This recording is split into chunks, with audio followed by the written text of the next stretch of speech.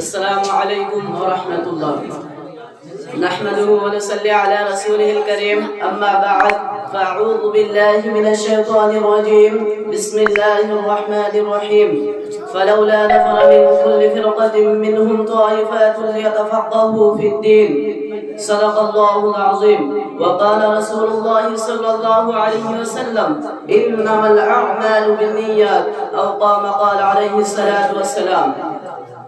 محترم اس اختتامی پروگرام کے صدر صاحب دعوت برکاتہم العالیہ، علماء اکرام، مہمانان اعظم اور ثمر علم کے بلبلو، ہر قسم کے سب تعریف اس خدا وحدہ لا شریک لہ کے لیے سزاور ہے جس نے حضرت سیدنا آدم علیہ السلام کو کائنات کا درس دیا اور درود و سلاموں کے بارش ہو اس آقا نامدار محمد رسول اللہ صلی اللہ علیہ وسلم پر، جنہوں نے علم و حکمت کی شمعی جلا کر کائنات کو منور کر دیا۔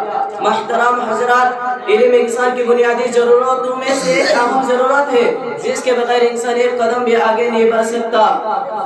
عبادت اور عجب میں علم کی ضرورت ہے، تصنیف و تعلیم میں، معاشرت و معاملت میں، وعظ و ارشاد میں، غرض انسان کی زندگی کے ہر شعبہ میں علم کی ضرورت ہے۔ علم وہ روشنی ہے جو انسان کو جہالت کے تاریخوں سے رشد و ہدایت کو اجالا میں لے کھڑا کرتی ہے۔ علم وہ نسخہ دنیا ہے جو زمین کے ٹکڑے کو آسمان کا تارا بنا دیتے ہیں۔ جی ہاں، یہی وہ علم ہے جس کے بارے میں سرکار دو عالم صلی اللہ علیہ وسلم نے ضروری قرار دیتی ہوئی فرمایا، طلب العلم فریضۃ علی کل مسلم۔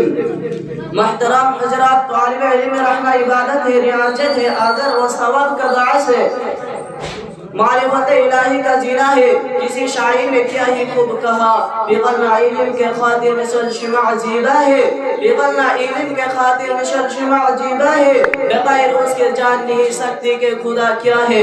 محترم حضرات، لیکن تحصیل علم کے ساتھ اخلاص کا ہونا بھی بہت ضروری ہے۔ ایک موقع پر حضرت امام غزالی علیہ الرحمہ نے تحصیل علم کے اہمیت کو بتلاتے ہوئے فرمایا کہ اگر تحصیل علم میں اخلاص ہو جائے تو علم میں نورانیت، تدریس و تعلیم میں برکت، وعظ و ارشاد میں تاثیر پیدا ہوگی، خدا طلب اور سرور عشق آئے گا اور اس کی زندگی ان صلاتی و نسکی و محیای و مماتی للہ رب العالمین کے کرشمہ سازی ہوگی اور اس کا زینہ مرنا سب اللہ تبارک و تعالیٰ کے لیے ہوگی۔ اسی طرح حضرت سفیان ثوری علیہ الرحمہ نے بھی ارشاد فرمایا، اگر طالب علم میں اخلاص ہوگا تو روئے زمین پر اس سے افضل کوئی اور چیز نہیں ہو سکتی۔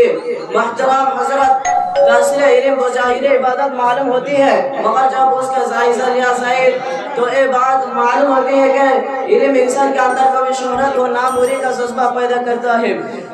وآخر دعوانا الحمدللہ۔